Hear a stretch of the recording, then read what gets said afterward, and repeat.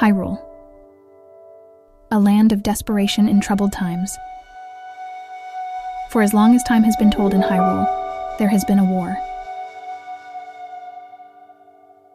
Not just any war, a war that has been revived time and time again. A battle between not only man, but the gods and demons themselves. In this video, I'll be discussing the events that unfold specifically in the universe of Breath of the Wild and Tears of the Kingdom. This is a spoiler warning. Leave now if you wish not to be spoiled.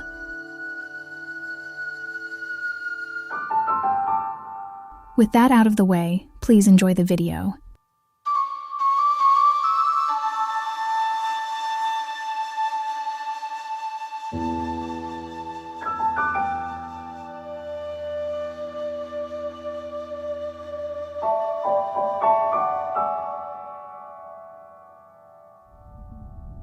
In the ancient realm of Hyrule, a land of legends and mystery, a great darkness once threatened to consume the kingdom. This is the untold story of the first great calamity, an epic battle between light and darkness that shaped the destiny of Hyrule for millennia to come. Most, if not all of the info you will hear today is mere legend, passed down by the people who lived through their own experience with a calamity, separate from the one we're covering today.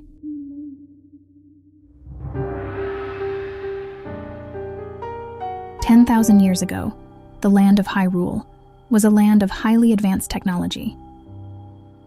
Though there were monsters, even those most powerful were little to no threat to the people calling Hyrule home.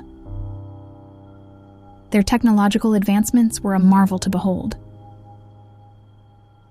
The people of Hyrule were very aware of the threat Calamity Ganon posed, and decided it would be wise of them to prepare for his inevitable return.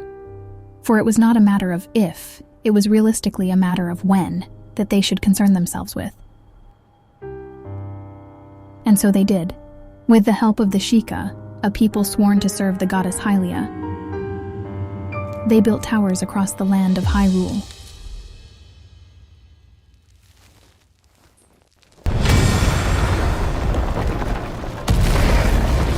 The towers served as a geographical surveying tool to update their maps across the land. One would simply place their tablet or Sheikah slate into the pedestal atop the tower to update their maps.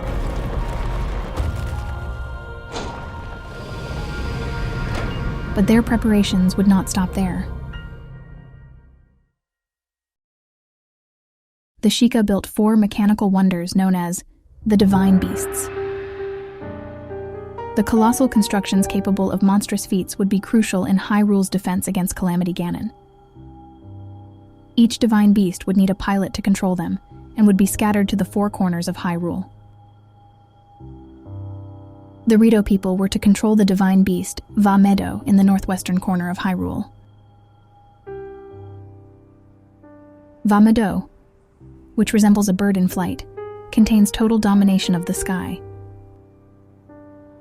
Its wingspan, serving as a massive deck for passengers, spans across the horizon at great length.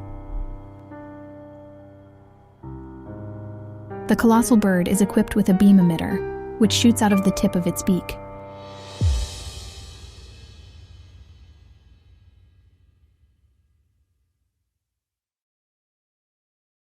To the northeast, the Goron people would be in charge of piloting the divine beast, known as Va Rudenia.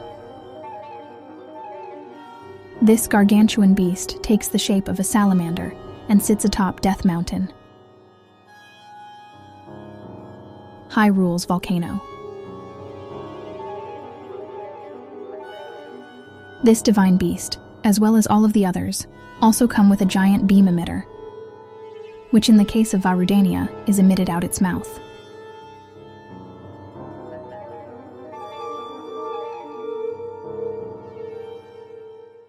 To the southeast section of Hyrule, the Zora people are in charge of the divine beast known as Va Ruta.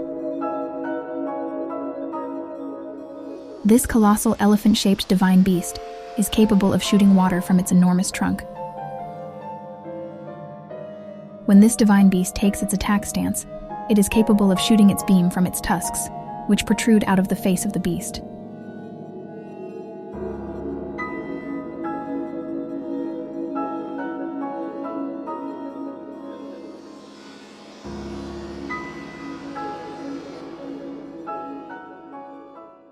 Lastly, but certainly not least, to the southwest are the Gerudo people, who are in charge of the divine beast known as Va Naboris. This divine beast is modeled to resemble a giant camel, shooting electricity down from the heavens.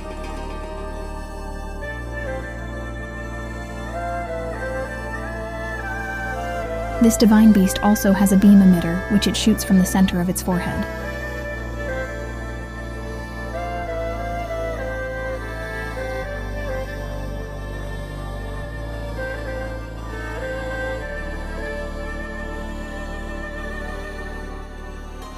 These wondrous creations would be the 4 pillars to Hyrule's success when Calamity Ganon decided to wreak havoc upon Hyrule once again.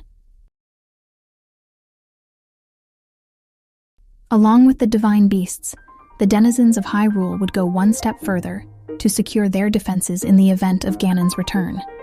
They would craft a mechanical tank-like ally to aid them against their battles with Ganon's henchmen. They would be formally known as Guardians.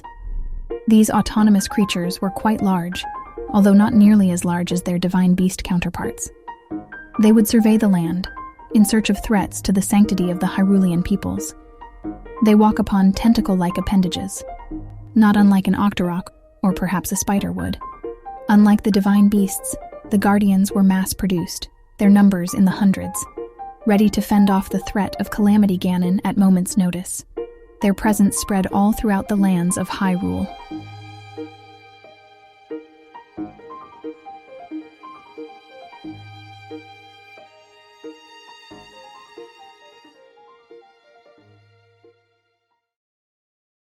As predicted one day, from the depths, Calamity Ganon rose once again to conquer Hyrule and to claim the land as its own. Would the denizens of Hyrule be ready? Were their preparations enough, or no more than wasted time in the malevolent face of Calamity Ganon? As the shadow of Calamity Ganon loomed over Hyrule, the Hylian civilization turned to their champions, who had been tasked with piloting their own divine beasts, an unnamed knight chosen by the sword that seals the darkness and a princess blessed with an enigmatic, sacred power. Not much is known about the princess and the ancient hero. The knight is speculated to have ties to the Zonai, if not Zonai blood itself running through them. There are a couple pieces of evidence supporting this theory. The tapestry, passed down through the ages, depicts a hero who visibly does not resemble the typical Hyrulean hero, who wields the sword that seals the darkness. Instead, the hero boasts long red hair and what would appear to be Zonai attire. While we could dismiss this as just a coincidence, it's worth noting that the aforementioned princess closely resembles what we would come to expect with a typical depiction of Princess Zelda, she who wields the power of the goddess Hylia. Our second piece of evidence is a specific armor set, which can be found in the final hours of Tears of the Kingdom, appropriately titled the Ancient Hero Set. One glance at the armor, and the name of the armor itself, provides very solid evidence to support the theory that the hero who fights in this war is of Zonai origin or descent. This could also help to explain how Hyrule has blossomed into a highly advanced civilization after the death of the supposed last 2 remaining Zonai, seeing as how technologically adept the Zonai are. Even though the technology is seemingly trademarked by the Sheikah, could this ancient hero have had a hand in making the divine beasts, guardians, towers, shrines, and more? One could certainly speculate. As for the princess, not much is known about her, other than her ability to wield a sacred power, which, one could speculate, are the powers of goddess Hylia. As most Zeldas throughout history also have had this ability as well. There is, however, something very noteworthy that I believe we should have a look at, a hidden detail within the tapestry, and arguably a hidden detail within crucial moments of the game. Throughout the history of Zelda, there exists a power known as the Triforce. In short, the Triforce is known to grant the wish of any who obtains it, be it good or evil. The only two catches are: 1, it cannot be used by the gods. And if the person who obtains it does not have a balance of the 3 virtues, courage, wisdom, and power, the Triforce splits into 3 pieces. Hidden within the tapestry and within a part in Breath of the Wild, we can see both princesses use what appears to be the power of the Triforce to seal Calamity Ganon away and bring an end to his uprising. That begs the question: has the ancient princess and Princess Zelda obtained the Triforce? And how does all of that work? Other than these 2 examples, we do not hear or see much about the existence of the Triforce within Breath of the Wild or Tears of the Kingdom. This is very interesting, and it's a topic I'd love to delve into at another time.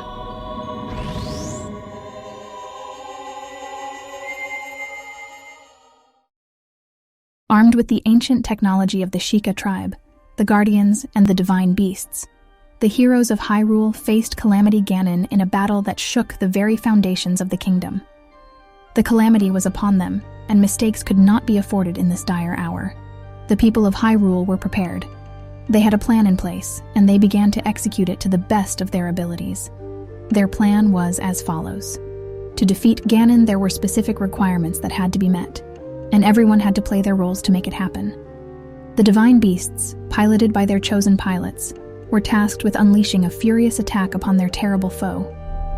Although not much is set in stone, one could speculate that they did this by unleashing their enormous laser beams upon Calamity Ganon. Each from their own respective regions would perch upon an area permitting a clear view of the scourge of Hyrule Castle and unleash a terrifying blow upon the monster, damaging him immensely. While this proved very effective in their attack, it was nowhere near enough to completely halt Ganon in his tracks. They would need more than that, as this foe couldn't simply be defeated by such traditional attacks. The people of Hyrule would need something more than that, something more divine than the Divine Beasts themselves. They would need the power of a god, or perhaps a goddess.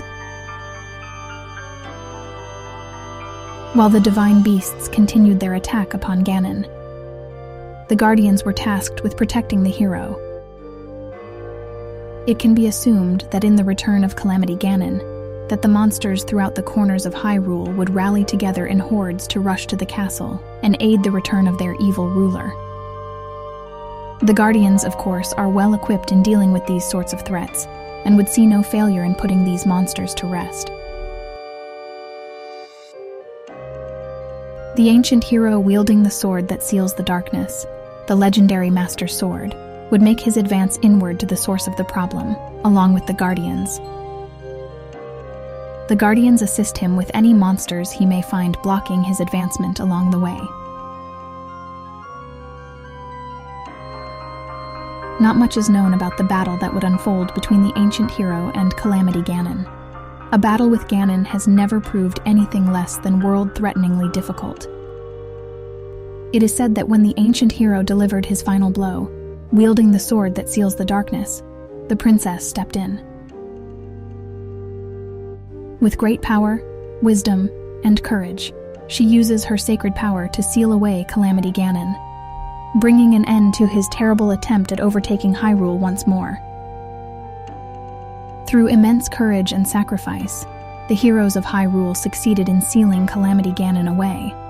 Yet, a prophecy foretold that Ganon would one day break free from his prison. This is nothing new to the people of Hyrule. It is very well known that Ganon will always return. It is inevitable.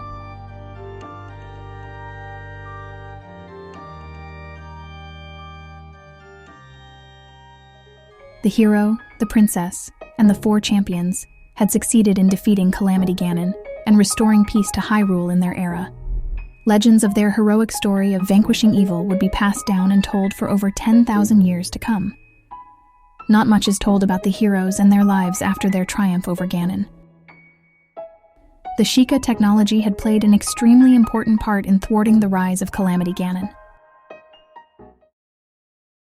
In the aftermath of the Great Calamity, the Sheikah tribe faced exile from Hyrule due to their technological prowess.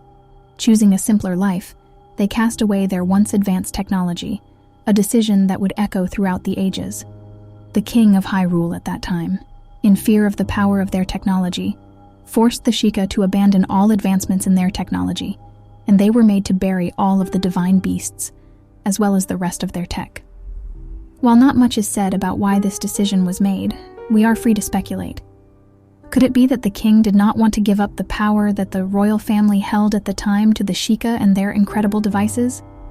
After all, ultimately only Zelda and her sacred power were what it took to continually seal Ganon away. Maybe he didn't want the Sheikah to be too confident and try to take over? Could it have been that he feared the destructive power that their technology had demonstrated in the battle against Ganon? Or maybe, in a considerably wise move, the king thought that perhaps when Calamity Ganon returned, it would return with it a plan to thwart the inventions of the Sheikah. Unbeknownst to the people that would live in that future era, we are left only with speculation. The first great calamity was a pivotal moment in Hyrule's history, shaping the destinies of heroes, villains, and the land itself. As we gaze upon the ruins of the past, we must remember the courage and sacrifice of those who stood against the darkness. The legend of the first great calamity lives on, a testament to the enduring spirit of Hyrule. Thank you so much for watching. If you enjoy my style of gaming documentary content, please consider subscribing. It would absolutely make my day. My name is Blake, and I'll throw you a one-up in my next video. Bye, everybody.